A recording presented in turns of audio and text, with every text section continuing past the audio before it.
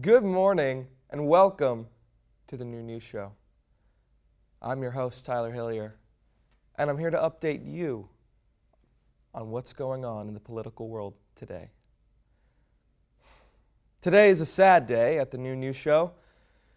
Today we mourn the loss of an endangered breed whose population has been decimated in recent years. The moderate Republican.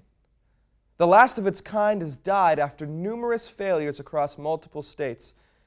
That's right, Jeb Bush has officially dropped out of the race, leaving us all wondering how this leaves the rest of the candidates in this complicated race. The rumor is that Jeb's last move was changing his slogan from Jeb to Jeb, ellipses. We're sad to see you go, especially as the successful host of a political satire show. So out of respect, this is our tribute to you, Governor Bush. Thank you, Governor. Now back to the candidates that really matter. Donald Trump continues to trounce every other candidate on his crusade to the White House. Caucus chaos strikes Nevada as Trump was declared the winner around midnight with only 17% reporting. Rubio and Cruz are locked in a head-to-head matchup, neck and neck, mano a mano, with that Cruz missile looking to take out another target. But Rubio wants to send Ted back to 1962 with a little something called the Cuban Missile Crisis, because he's not going anywhere. Of course, all this tension is for second place, but you boys keep it up anyways. In other news, Hillary won Nevada.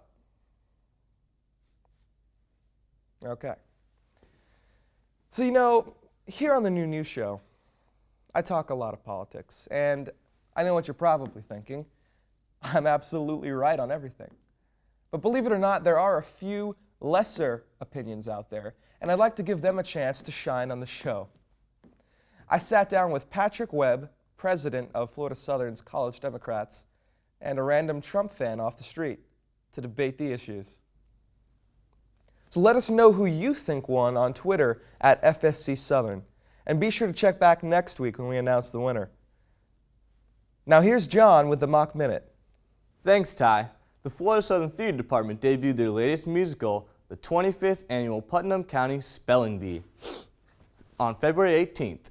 True to its name, the musical is about a competitive spelling bee set in middle school gymnasium. Young, awkward, and under pressure, 6 adolescents compete to be named champion of the bee. There are other characters, though, that make this musical stand out from the rest. The kids on stage are joined by special guest spellers chosen from the members of that night's particular performance. Be sure to sign up to be a guest speller before the show. The play continues to run Thursday, February 25th through the 27th at 7:30 p.m. and Sunday, February 28th at 2:30 p.m. in the local Lee Buckner Theater. Tickets are free for students, so be sure to come out. Speaking of musicals that may interest you, FSC's Discover Florida will host a trip to experience the Tony Award-winning musical Kinky Boots. On Saturday, February 27th, students will follow the story of Charlie, the heir of a shoe factory doomed for closure, until he meets the sassy and brassy Lola, a drag queen who changes his life and the life of the factory forever. Showtime is at 8 p.m. and the tickets are only $20. Be sure to reserve your spot. You won't want to miss it.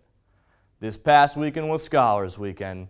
In case you couldn't tell from all the red lanyards or the crowded undercalf, students from across the country spent the night on campus to get a taste of what FSC is all about. This weekend is a great experience for the scholars, but all the current students, it's a bad weekend to be around. From all the lost high schoolers and parents to the abandoned scholars with hosts that just don't care. Unless you're hosting, the last weekend was a good weekend to take a trip home. The final Scholars Weekend is March 18th through the 19th, so plan ahead if you want to avoid another horde of high school seniors and the smell of Axe body spray. This past Monday, the first of 6 housing meetings were held. All freshmen are required to go to at least one of these meetings, so mark your calendars. The housing form must be completed on MockSync before spring break. The times of meetings can be found on MockSync, so be sure to get this done or you'll be living nowhere next semester. Or even worse, hawless. That's all we have for the Mock Minute. Back to you, Ty. Well, that's all we have for you today, Florida Southern. Thanks for stopping by. And remember, the buck stops here.